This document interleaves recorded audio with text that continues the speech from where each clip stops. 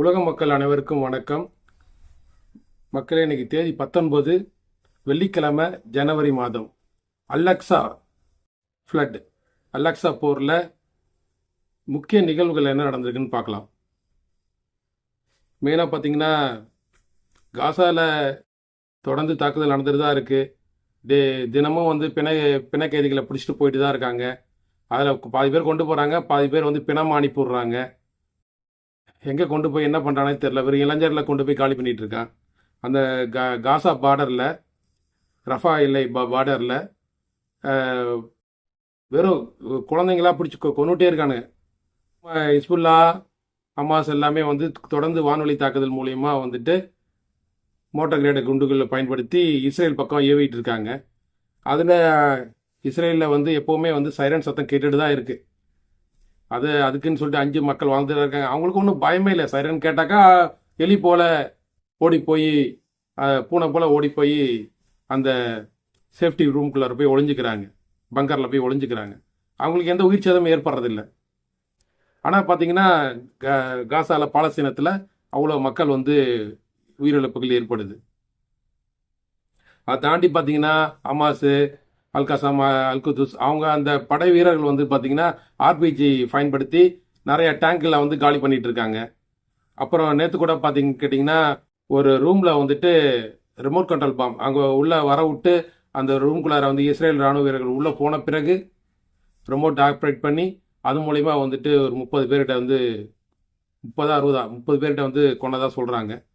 So அந்தமாரி வந்து இருதரப்பும் வந்து உயிர் சேதம் ஏற்பட்டு தான் இருக்குது.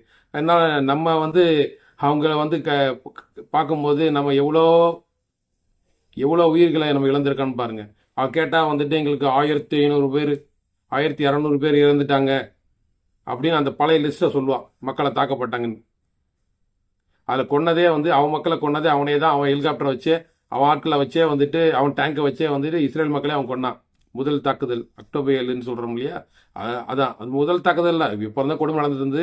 இது எதிர் தாக்குதல், நான் ஹமாஸ் பண்ணதெல்லாம் அதை பற்றி அப்படி பேசக்கூடாது. அடுத்து என்னன்னு பார்த்தீங்கன்னா, குண்டுகளை வீசி சாவறதை விட மக்கள் பசியால் தான் பலாயிரம் பேர் செத்துட்டு இருக்காங்க. குழந்தைங்களுக்கு சாப்பாடு இல்லை. அது இப்போ வந்து கொஞ்சம் நிவாரண உதவி வருதுன்றாங்க. அது எங்கே உள்ளே போய் சேருமான்னு தெரில. அவ்வளோ அதை தாண்டி நோய் வேற வந்துட்டு இருக்குன்னு சொல்லிட்டு சொல்கிறாங்க. விதவிதமான நோயெலாம் வந்துட்டு இருக்கு. குடிக்கிறதுக்கு சரியான தண்ணி கிடைக்க மாட்டேது. மக்கள்னு வந்து அதுக்கு தண்ணிக்காக கஷ்டப்பட்டு இருக்காங்க. அப்புறம் பார்த்தீங்கன்னா, இந்த இஸ்ரேலில் ஏவுகணை தாக்குதல் நடத்தி நம்ம வந்து அங்கே வந்து சைரன் கொடுக்குறோம் இல்லைங்களா, அதுக்கு வந்து அதில் பிணக்கைதிகள் அவங்க மக்கள் வந்துட்டு நதினாவுக்கு எதிராக நிறையா வந்துட்டு மக்கள் கிளர்த்து வந்து போராடிட்டு இருக்காங்க. அது எந்த டிவியும் வெளியே காமிக்க மாட்டுறாங்க.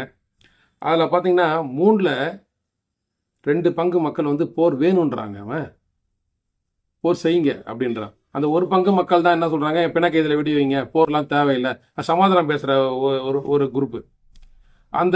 அது யுத்த குரூப்லேயே வந்து பார்த்தீங்கன்னா, அவளே வந்து தோரா புக்கை படித்தவனை உண்மையான ஒரு இதை கடைபிடிச்சவன் என்ன சொல்கிறானுங்க, அவன்லாம் வந்து போர்லாம் வேணாம், அது சட்டப்படி வந்து அவங்களுக்கு என்ன உரிமையோ அதுதான், நம்ம தான் இங்கே வாழ வந்தோம் அப்படின்னு பேசுகிற யூதர்களும் இருக்கான். அது வந்து 1% தான். மீது 2 பங்கு வந்து எப்படி மாறிட்டானுங்க எல்லாம், இந்த இடத்த வந்து நம்ம பிடிச்சிக்கிட்டு நம்ம வந்து ஆட்டையை போட்டுடலாம் அப்படின்ற மாதிரி தான் வந்து எல்லா வேலையும் பண்ணிருக்கான். போர் வேணுன்றான். போய் குண்டை போடுங்க, எப்படியாச்சும் கடன் வாங்கி போடுங்க, நம்ம பேசி இப்படியே கொண்டு வரலாம். பொருளாதாரத்துக்கு நம்மளுக்கு பஞ்சம் அங்கே இருந்து அமெரிக்காவில் இருக்குது, கனடாவில் இருக்குது, ஆஸ்திரேலியாவில் இருக்குது, ஃப்ரான்ஸில் இருக்குது, இங்கிலாந்தில் இருக்குது, எல்லா இடத்துலையும் நம்ம ஆளுங்க இருக்கானுங்க. நம்மளுக்கு எல்லாம் கொடுத்துருவானுங்க. மெயினாக ஜெர்மனியில் இருக்குது. ஜெர்மனிலாம் வந்து இந்த போர் நிறுத்தத்தை வந்து வலியுறுத்தி பேசும்போது அவன்லாம் போர் வந்து வெளியேறான், அவன் வந்து ஆப்சண்ட் ஆகுறான், அவன் வந்து நம்ம வந்து பீரங்கி குண்டுகள் எல்லாம் வந்துட்டு காசா மக்களை கொள்றதுக்கு கொடுக்குறான். அவ்வளோ ஓகேமானவங்க. அது அந்த அரசியலில் இருக்கான் தான். இப்போ ஜெர்மனியிலே பார்த்தீங்கன்னா இவ்வளோ மக்கள் இருந்துட்டு ஃபோன் லைட்டை வச்சுட்டு மிளகுத்தி அந்த இதெல்லாம் வச்சுட்டு ஆர்ப்பாட்டம் பண்ணுறாங்க. ஆனால் அந்த தலைமையில் ஆக்குபேஷனில் இருக்கிறவங்க யாருன்னு கேட்டிங்கன்னா எல்லாம் இவங்க கைகுலிங்க. அவங்க தான் என்ன பண்ணுறான்னு கேட்டிங்கன்னா இந்த ராணுவ உதவிகள்லாம் கொடுக்குறது. அமெரிக்காட்ட போய் கேட்டாங்க, வந்து இதுமாரி வந்து நெதன்யாகு வந்து அமெரிக்கா வந்து கொஞ்சம் ராணுவ உதவியெல்லாம் கொடுங்க அப்படின்னாரு. அவரும் வந்துட்டு ஜோ பைடன் அவர் என்ன பண்ணுறாரு, முடிஞ்ச அளவு வந்துட்டு அவரோட உள்ள வந்து பர்மிஷன் வாங்காமலே அவரோட ஸ்பெஷல் பவரை பயன்படுத்தி சில குண்டுகளை, சில பணங்கள்லாம் ஒதுக்கி விட்டார். 1500 மில்லியனா ட்ரில்லியனா ஒதுக்கி விட்டார்.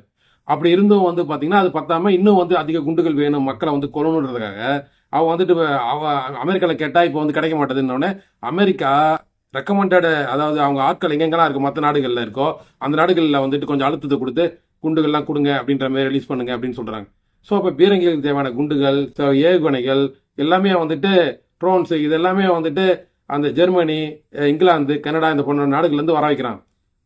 கப்பல் மூலயமா வர வச்சு அதை வந்து காசா பகுதியில் போடுறதுக்கு எல்லா வேலையும் செஞ்சுட்டு இருக்கான். இஸ்ரேலுக்கு ஆதரவாக எந்தெந்த நாடுகள் செயல்படுதோ அவங்க அவங்க நாட்டில் ஒரு பகுதியை பாதியா பிரித்து இஸ்ரேலுக்கு கொடுத்துருங்க, பாலஸ்தீன மக்களை விட்டுருங்க அப்படின்னு ஒரு கோரிக்கை வைக்கிறாங்க மக்கள். வலைத்தளங்கள்லாம் அதான் வைக்கிறாங்க. என்னன்னு கேட்டிங்கன்னா இப்போ இந்தியாவில் வந்துட்டு இஸ்ரேலுக்கு சப்போர்ட்டு நாங்கள் வந்து இந்தியா நாங்கள் வந்து இஸ்ரேலுக்கு தான் சப்போர்ட் பண்ணுவோம்னு பேசுகிற யாராச்சும் அவர் இருக்கீங்கன்னா உங்கள் ஊரில் உங்கள் வீட்டில் பாதியை வந்து அவங்களுக்கு கொடுத்துருங்க. அவங்க மக்களை கூட்டு உங்கள் வீட்டில் வந்து தங்க வச்சுக்கோங்க. நாங்கள் ஒன்றுமே சொல்ல மாட்டோம். இந்தியா சப்போர்ட் பண்ணதா இந்தியா ரெண்டாக பிரிக்கிறாங்க. ஒரு படம் ஒன்று பார்த்தேன். இந்தியா ரெண்டாக பிரித்து இந்தியா வந்து பாதியாக பிரித்து கொடுத்துடலாமா அப்படின்னு கேட்குறான். ஜெர்மனியை வந்து ரெண்டாக பிரித்து பாதி ஜெர்மனி இஸ்ரேலில் இருக்குது, பாதி வந்து ஜெர்மனியர்களுக்கு. அமெரிக்காவை ரெண்டாக பிரித்து யார் நாட்டை யார் பிரிக்கிறது? அதெல்லாம் பூர்வக்குடியோட மண் அது. இவங்க போய் இல்லை இருமாட்டிங்க எல்லா இடத்தையும் உட்காந்துக்கிட்டு இந்த வெள்ளத்தொல் இந்த குரங்கு எல்லா இடத்தையும் போய் உட்காந்துக்கிட்டு அப்படி பண்ணிட்டு இருக்கான். இந்த யூரோப் யூனியனில் மொத்தம் வந்து 27 நாடுகள் மேலே கூட்டணியாக ஒன்றாக இருக்காங்க. ஒரு யூனியன் ஐரோப்பா ஒன்றியம் அப்படின்னு இருக்குல்ல, அதில் வந்து 27 நாடுகள்கிட்ட இருக்காங்க. அவங்க எல்லாம் வந்து ஒன்றாக சேர்ந்து நேற்று வந்து அதை வந்து போர் நிறுத்தத்தை கொண்டு வரணும்னு சொல்லிட்டு முடிவு பண்ணி ஓட்டு எடுப்பு நடத்தினாக்கா அதில் சில நாடு ஜெர்மனி இந்த ஒரு சில நாடுகள்லாம் வந்துட்டு ஆப்சண்ட் ஆகிட்டான். 2 நாடு ஆஸ்திரேலியா, இன்னொரு நாடு வந்து எதிர்ப்பு தெரிவிக்குது. இன்னும் மற்ற நாடுகள்லாம் வந்து ஆதரவா போர் நிறுத்தத்தை கொண்டு வாங்க, அங்கே சண்டை போடாதீங்க அப்படின்ற மாதிரி கொண்டு வந்திருக்காங்க. அப்போது அவங்க வந்து இந்த மற்ற நாடுகள் இஸ்லாமிய நாடுகள் கூட இது பண்ணாமல் அந்த நாடுகள் வந்து ஒரு முடிவு எடுத்திருக்காங்க. அந்த யூனியன் வந்து ஒரு முடிவு எடுத்திருக்கு. இந்த அரபு, அதாவது இஸ்லாமியர் யூனியன் ஒன்று இருக்குது, அவங்க எந்த முடிவு இது எடுக்கல. நம்ம சப்போர்ட் பண்ணல அப்படின்ற எந்த மாதிரி ஒரு தலைப்புக்கும் அவங்க பேசவே இல்லை, ஓட்டெடுப்பு நடத்தவும் இல்லை. இந்த மாதிரி போயிட்டுருக்கு. மெயினாக அந்த ஐரோப்பியர்களுக்கு என்ன ஒரு கவலை அப்படின்னா, இங்கே வந்துட்டு செங்கடல் வழியாக இந்த ஊதிகள் வந்து எந்த கப்பலையும் விடாதனால அவங்களோட பொருட்கள் வந்து விலைவாசி ஏற்றம் அதிகமாகிட்டே இருக்குது.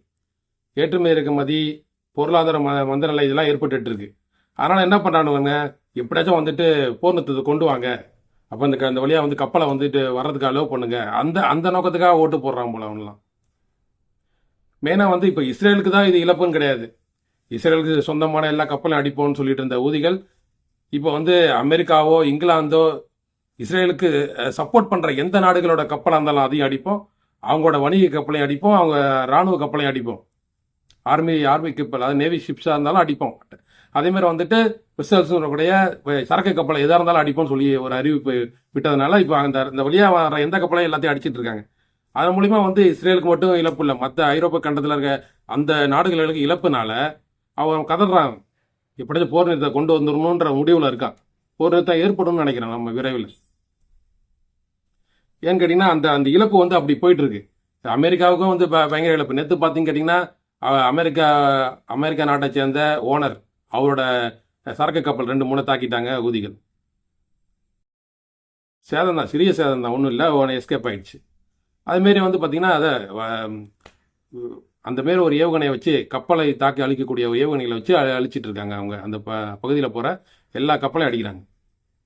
அமெரிக்கா வந்து நாங்கள் வந்து அவங்க நிலைகளை தாக்கிட்டோம், அந்த ஏரியாவில் வந்து எந்த ஒரு இதுவுமே இல்லை, இனிமேல் யூதிகளால் எதுவுமே அட்டாக் பண்ண முடியாது. எங்கடா சொன்னீங்க? திருப்பி அடிச்சுட்டு தான் இருக்கான்.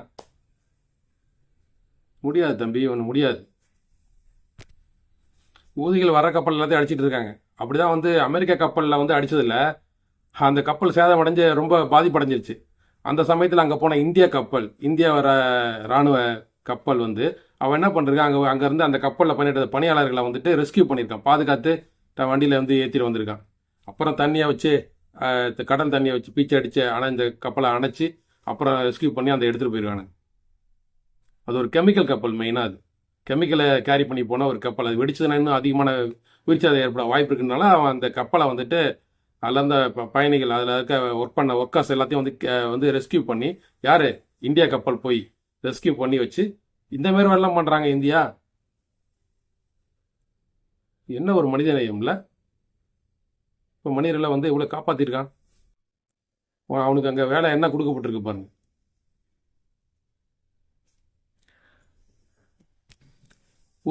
ஊதிகள் வந்து மீண்டும் என்ன அறிவிச்சிருக்காங்க அப்படின்னு கேட்டிங்கன்னா, ரஷ்யா, சீனா இந்த மாதிரி அவங்க நட்பு நாடுகளாக இருக்கக்கூடிய நாடுகள் அந்த வழியாக சரக்கு கப்பல் எந்த கப்பல் போனாலும் நாங்கள் தொட கூட மாட்டோம். அந்த பக்கம் போதும் இந்த பக்கம் திரும்பி இப்போ நாங்கள் கண்டிக்க மாட்டோம். அந்த மாரி சொல்லியிருக்காங்க. அப்போது ரஷ்யாவுக்கும் சீனாவுக்கும் வந்து இது வந்து ஒரு நல்ல அட்வான்டேஜாக இருக்குது. அவங்களோட பொருட்கள் மட்டும் அந்த கப்பலில் தான் இப்போ எல்லா சரக்கும் எல்லா ஏற்றுமதியாளர்கள்லாம் போயிட்டு அந்த கப்பல் அந்த கண்டெய்னரில் அதில் புக் பண்ணி அந்த நாட்டோட யாரோட கப்பல் அப்படின்றத பார்த்து யாரோட கண்டெய்னர்னு பார்த்து எந்த நாட்டுக்கு போகுதுன்னு பார்த்து அதை வந்து நம்ம பிஸ்னஸ் பண்ணுறவங்களாம் பண்ணிட்டு இருக்கான். அந்த நாட்டு கப்பல்ல அப்படின்னா இப்போ சீனாவா போப்பா போப்பா அப்படின்னு எல்லாத்தையும் அனுப்பி விடுறான். ரஷ்யாவா போ இப்படி போ இப்படி போ அப்படின்னு சொல்லிட்டு இருக்கான். மற்றதெல்லாம் வந்து இந்த பக்கம் வந்து செத்திங்கிறா அப்படின்னா அவன் அரேபிய கடை போயிட்டு ஆப்பிரிக்காவை சுற்றிட்டு போ எங்கேயாச்சும் போ அப்படி தப்பிச்சா போகணும். அப்படி வந்த வழியில் மாட்டினா சிக்கன செத்த அந்த மாதிரி தொடர்ந்து அடிச்சிட்டு இருக்காங்க. அப்புறம் மெயினாக வந்து சீனா நேற்று ஒரு வார்னிங் கொடுத்துருக்காங்க. இந்த ஈரானும் பாகிஸ்தானும் ரெண்டு பேரும் இப்போ தேவையில்லாத நம்ம என்ன பிரச்சனை இப்போ ஃபேஸ் பண்ணிட்டு இருக்கோம், இங்கே என்ன பிரச்சனை போயிட்டு இருக்குது, இவங்க தேவையில்லாத வேலை பார்த்துட்டு இருக்காங்க. இப்போ காசாவில் வந்து இஸ்ரேல் பிரச்சனையில் வந்து அப்போ இதை வந்து வேணுனே மடைமாற்ற ஒரு வழியாக பண்ணி விட்றான்ல அந்த பாகிஸ்தானை தூண்டி விட்டுன்னு தெரியல. இந்த பாகிஸ்தான் தேவையில்லாமல் வந்துட்டு ஈரான் பகுதியில் அடித்து அந்த இடத்துல வந்து சில மக்கள்லாம் உயிரிழந்திருக்காங்க. அவங்க ஈரான் மக்கள் இல்லைன்னு சொல்கிறாங்க. ஈரானில் நாட்டில் இருந்தாலும் ஈரான் மக்கள் தானே. அந்த மக்களை வந்து அடித்து உயிரை போக வச்சுட்டாங்க. மாற்றி மாற்றி வந்து சாதாரண மக்கள் அடிக்கிறீங்க. இங்கே என்ன பிரச்சனை போயிட்டு இருக்கு? இங்கே எத்தனை மக்கள் லட்சக்கணக்காக செத்துட்டு இருக்காங்க எல்லாம் அடிபட்டுக்கிட்டு. அனாதைகளாக வந்துட்டு அகதிகளாக ஊராக ஓடிட்டு இருக்காங்க. சாப்பாடு வழி இல்லாமல் செத்துட்டு இருக்காங்க. இந்த பிரச்சனை போயிட்டு இருக்கு. இதை விட்டுட்டு இப்போ இந்த பிரச்சனையை பற்றி இப்போ தூக்கிட்டு வந்துட்டு பேசிட்டு இருக்காங்க. நேற்று ஃபுல்லாக தான் அப்படியே வந்துட்டு பாகிஸ்தான் ஈரான் அடித்து விட்டது, ஈரான் பாகிஸ்தான் அடித்து விட்டது. அது ஈரான் எதுக்கு செஞ்சுட்டு அவன் சொன்னான், நாங்கள் இருக்க தீவிரவாதிகளை வந்துட்டு நம்ம அமெரிக்கா ஆதரவு பெற்ற, இஸ்ரேல் ஆதரவு பெற்ற, மொசாடுக்கு ஆதரவு பெற்ற அங்கே தீவிரவாதிகள் இருந்துட்டு இங்கே இதில் சதி பண்ணிட்டு இருந்தாங்க, எங்கள் ஆட்களை வந்துட்டு போலீஸ் ஸ்டேஷனில் வந்து கொன்னா, அதனால அவன் அடிச்சான்னு சொன்னான். இது பாகிஸ்தான் எதுக்கு அடிச்சது? அதில் சில இதில் ராக்கெட்டில் வந்து பார்த்தீங்கன்னா வாரேட் இல்லையா, எதுக்கு அந்த வாரேட் இல்லை அதெல்லாம் அனுப்புறீங்க? சும்மா காமெடிக்காக பண்ணுறாங்களா? வாரேட்னா அந்த முனியில் வந்துட்டு வெடிக்கக்கூடிய ஒரு வெடிபொருள் இல்லாமல் வெறும் ராக்கெட் மூலம் புஷ்ஷுன்னு வந்து அப்படியே வந்துடும். ஆனால் 4-5 இடத்துல வந்து வெடிக்கக்கூடிய வெடிபொருள் விழுந்ததுனால எரிஞ்சு அந்த ஊரில் வந்து உயிரிழப்புகள் ஏற்பட்டிருக்கு. ஒரு 5-6 பேர்கிட்ட செத்துட்டாங்க, 7 பேருன்னு சொல்கிறாங்க.